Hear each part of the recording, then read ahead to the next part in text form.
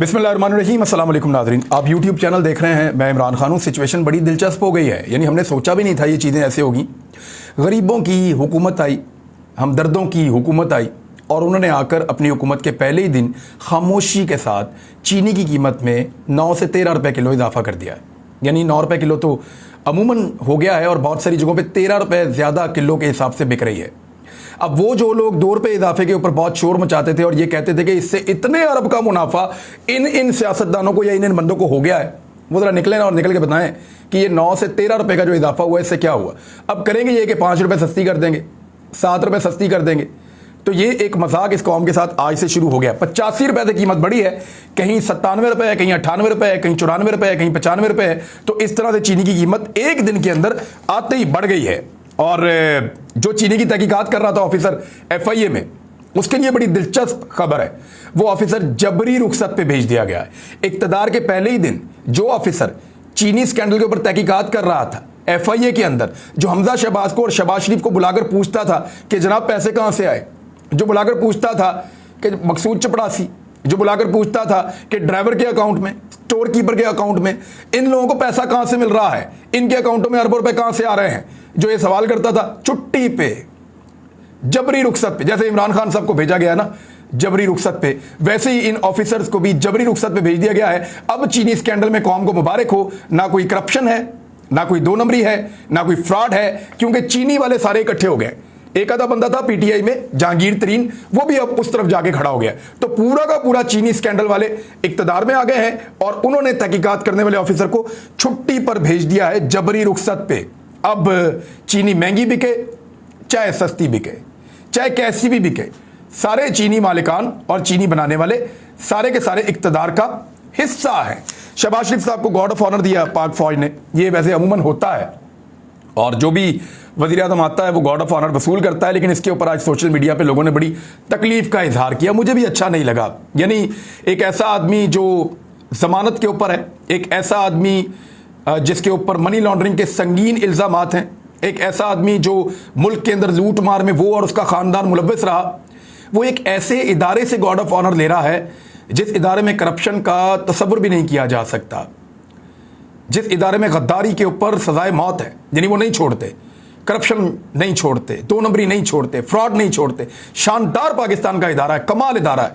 लेकिन जब इस इदारे के मुहाफिजों को मैंने देखा गॉर्ड ऑफ ऑनर देते हुए एक करप्ट वजीर आजम को, एक ऐसे वजीर आजम को जिसके ऊपर केसेस हैं, एक ऐसे वजीर आजम को जिसको पता ही नहीं चलता कि उसकी फैमिली के अकाउंटों में 25 अरब रुपए कौन डालकर चला गया। भिखारी है, वैसे भीख को, हम भिखारी किस्म के लोग हैं, भीख कोई डाल जाए तो भिखारी को क्या पता, और भीख कौन सी को गिन के मांगता है, जितना कोई दे दे उसकी मर्जी। तो 25 अरब रुपए की भीख जिनके अकाउंटों में आकर गिरी और वो कहते हैं हमें पता ही नहीं था, हम सियासत में मसरूफ थे। वैसे इनके अकाउंटों से 25 रुपए निकले तो ये बैंक को रोला डाल देते हैं।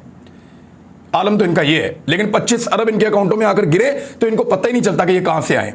इनके अपने स्टेटमेंट इन्होंने FIA को दिए हुए हैं, जिनके सामने दिए हुए हैं, उनको जबरी रुखसत पे भेज रहे हैं। बहरहाल मुश्किल था। यानी मैंने इसके ऊपर एक कमेंट किया और मैं दोबारा कहूंगा कि बॉर्डर के ऊपर खड़े होकर, यानी मेरे बहुत सारे रिटायर फौजी भी दोस्त हैं, हाजिर ड्यूटी फौजी भी दोस्त हैं, उनसे बातचीत होती रहती है, हम एक दूसरे से अपने दिल की बातें भी करते हैं। लेकिन ये बड़ी ज़बरदस्त फोर्स है, ये कंप्रोमाइज़ नहीं करते अपनी ड्यूटी के ऊपर। इनको बोले पहाड़ पे चढ़ जाओ, ये चढ़ जाते हैं। इनको बोलें गोली के सामने खड़े हो जाओ, ये खड़े हो जाते हैं। इनको बोलें टैंक से लड़ जाओ, ये लड़ जाते हैं।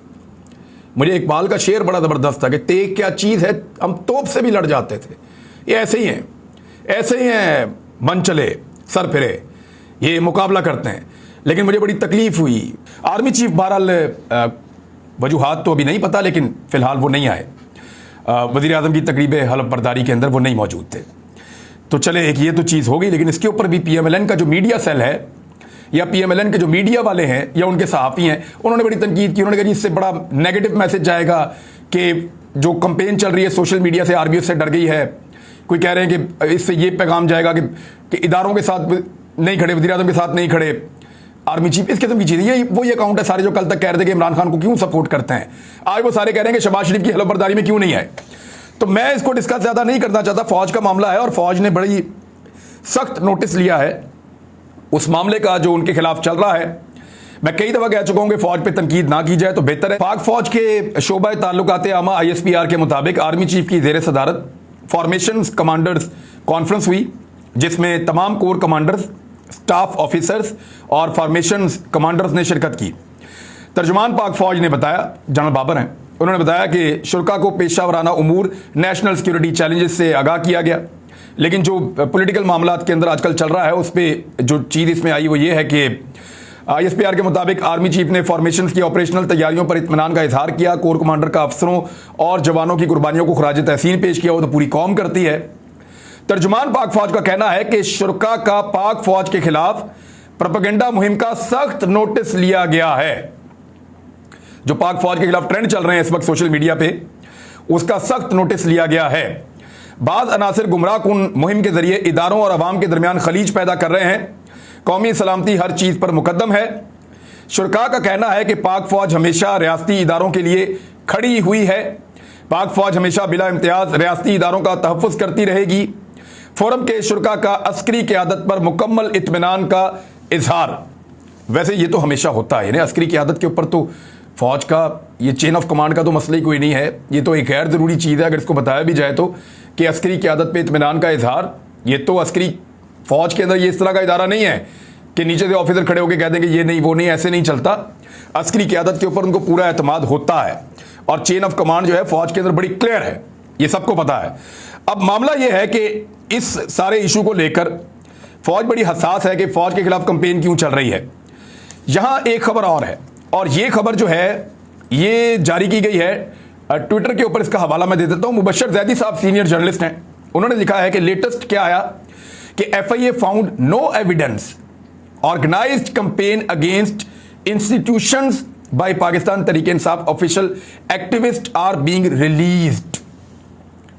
वो ये कह रहे हैं कि जो सोशल मीडिया एक्टिविस्ट FIA ने पकड़े थे उन्होंने उनको छोड़ दिया है, ये बताते हुए कि कोई ऐसा सबूत नहीं मिला कि इदारों के खिलाफ जो कंपेन चल रही है सोशल मीडिया पे वो कोई ऑर्गेनाइज्ड कंपेन है और वो बनाई जा रही है। यानी ये एक ऑर्गेनिक कंपेन है। ऐसा लगता है लोग रिएक्शन दे रहे हैं या गुस्से में हैं या वो बात कर रहे हैं या वो गिला कर रहे हैं। अपने इदारे अपने लोग अगर वो गिला कर रहे हैं। FIA ऑफिशियल से they were under pressure to detain people. अच्छा, FIA ने यह भी कहा कि वो अंडर प्रेशर है, उनके ऊपर दबाव डाला जा रहा है कि लोगों को हिरासत में लें, उनको गिरफ्तार करें। क्रैकडाउन जो है वो सोशल मीडिया के ऊपर हो रहा है और लगातार इस हवाले से खबरें आ रही हैं। अब मुझे और अरशद शरीफ को और एक और हमारा दोस्त है उसको भी, सदीक जान को भी गिरफ्तार किया जाएगा, ये इतलात है। और ये इतलात कुछ सहाफ़ियों ने हमें दी हैं जिनमें मोहित पीरजादा साहब हैं, उनके भी सोर्सेज हैं, उन्होंने भी ये इन्फॉर्मेशन दी है क्योंकि वो पहले ब्यूरोक्रेसी में भी रहे हैं, उनके बहुत दोस्त हैं मोहित पीरजादा साहब के, तो उनके पास ये इन्फॉर्मेशन है कि इन 4 लोगों को गिरफ्तार किया जाएगा। तो अब थ्रेट्स आ रही हैं, बाकायदा जो हमारे करीबी लोग हैं उनको बताया जा रहा है और ये पैगाम पहुंचाया जा रहा है कि इनको कहें यार कि चुप कर जाएं ये वो। तो हम क्यों चुप कर जाएं भाई? ना हम किसी इंस्टीट्यूशन की बेइज्जती कर रहे हैं, ना हम किसी कंपेन का हिस्सा हैं। हम तो सिर्फ ये कह रहे हैं कि पाकिस्तान में एक इंपोर्टेड हुकूमत बनी है। हम तो सिर्फ ये कह रहे हैं कि पाकिस्तान में रिजीम चेंज का एक ऑपरेशन हुआ है और वो ऑपरेशन अमेरिका ने स्पॉन्सर किया है। उस ऑपरेशन के नतीजे में पाकिस्तान की हुकूमत को तब्दील कर दिया गया है और पाकिस्तान की हुकूमत को तब्दील करके एक ऐसे शख्स को लाकर वजीर आजम बना दिया गया है जिसकी उस दिन पेशी थी अदालत के अंदर और वो जमानत के ऊपर रहा है। इससे बड़ा इस कौम के साथ मजाक हो नहीं सकता। हमारा तो ये मौकिफ है। इस मौकिफ के ऊपर अगर गिरफ्तार करना है, आइए हुजूर गिरफ्तार कीजिए, आइए, आओ ना, गिरफ्तार करो। धमकियां के देते हो, डराते क्या हो? यानी नई हुकूमत आई है और पहले दिन से काम शुरू कर दिया, आप गिरफ्तार करेंगे और हम डर जाएंगे। यही शहबाज शरीफ वजीर आला पंजाब था, अच्छी तरह जानता है मुझे, इसको पता है इसने किस किस तरीकों से मुझे खरीदने की कोशिश की है, इसको पता है कि इसने किस किस तरीके से मुझे डराने की कोशिश की है। इसी के वजारत आला में मेरे ऊपर मुकदमे तक दर्ज हुए हैं। हर चीज जानता हूं, हर किस्म की हिरासत का सामना किया है। जितना भी इन्होंने हरासा किया उसके बावजूद मैं डट कर मुकाबला करता रहा हूं। तब मैं एक आम सा रिपोर्टर था, आज भी एक आम सा इंसान हूं, आम सा सहाफी हूं, आज भी मुकाबला करूंगा, डरूंगा नहीं। डराओ मत, आओ गिरफ्तार करो, देखते हैं कितना जुल्म कर सकते हो। और हम डरने वाले नहीं हैं। मुझे नहीं लगता कि ये जो आवाज उठ रही है ये दब जाएगी या ये डर जाएंगे मेरे अकेले की गिरफ्तारी से। गिरफ्तार करना है, आओ बिस्मिल्लाह गिरफ्तार करो। ये मजाक ना करो, लोगों तक पैगाम ना पहुंचाओ, हम तक पैगाम ना भिजवाओगे, इसको चुप कराएं, इसको बिठाएं, इसको ये करें, इसको वो करें, कोई बात नहीं मानी जाएगी। जो बात ठीक लगती है वही करेंगे। आपने पिछले दिनों भी मेरे ऊपर एक हमला किया है और उस हमले का नुकसान पहुंचा के आपको लगता था मैं चुप हो जाऊंगा। चुप तो नहीं हो जाऊंगा, बात करूंगा और बात करता रहूंगा। लोटों का बाहर फिरना मुश्किल हो गया। यानी वहां मैरियट होटल के अंदर नूर आलम खान को देखकर एक बाबा जी को गुस्सा आ गया, उन्होंने लोटे लोटे की आवाज लगा दी और वो बाबा जी को रिएक्शन के अंदर, को बाबा जी अकेले थे, रिएक्शन के अंदर उस बुजुर्ग शहरी को नूर आलम खान ने, पाकिस्तान पीपल्स पार्टी के जो इस्लामाबाद के हैं मुस्तफ़ा नवाज खोखर, उन्होंने, और उसके अलावा नदीम अफजल चंद साहब वीडियो में नजर आ रहे हैं लेकिन वो छुड़वा रहे थे, ऐसा लगता है, वो आपको पता है लड़ाई झगड़े वाले आदमी भी नहीं है।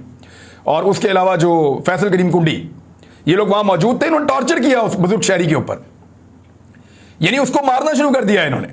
तो कहां कहां मारेंगे लोगों को? ये लोग निकल रहे हैं ना हर एतवार को बाहर, जाएं किसी जुलूस में खड़े हो जाएं, देखें लोग आपको किन अल्फाज से बुलाते हैं और किन अलकाबात से नवाजते हैं। आपको अपनी इज्जत का और अपने फैसले का पता चले। आपने पीटीआई के नाम पे वोट लिए हुए हैं, उसी के नाम पे अपने शिस्त पे बैठे हुए हैं। जब आप धोखा करेंगे या गद्दारी करेंगे तो लोग तो बोलेंगे। और अब इनके लिए बाहर निकलना, अपने हलकों में जाकर निकल कर देखें, आपको पता चलेगा। अभी तक तो इस्लामाबाद के होटलों में छुप रहे हैं, वहां पे भी लोग आपका मुकाबला कर रहे हैं। अच्छा, एक और चीज जो है वो बड़ी इंपॉर्टेंट है इस सारी सूरत हाल में, कि क्रैकडाउन करेगा क्या। मेरे ख्याल में ये जो कुछ भी हो रहा है ऑर्गेनिक है। इदारों को ये साबित करना होगा, अपने एक्ट से ही साबित करते हैं ना। अभी लोग गुस्से में हैं, मेरे ख्याल में लोग ठंडे हो जाएंगे। इदारे अपने एक्ट से साबित कर सकते हैं कि कोई भी ऐसी साजिश, उसके अंदर इदारे मुलव्विस नहीं है। यानी इमरान खान साहब ने खुद नहीं कहा कि फौज मेरे खिलाफ है, वज़ीर आज़म ने खुद नहीं कहा कि मुझे फौज ने निकाला है। तो ये लोग क्यों कह रहे हैं? ये तो इमरान खान साहब जब जलसे में जाएंगे, लोगों को समझा दें, वो कह दें कि यार फौज को टारगेट ना करो, मेरे मुल्क के लिए बहुत जरूरी है, ये वो कह सकते हैं।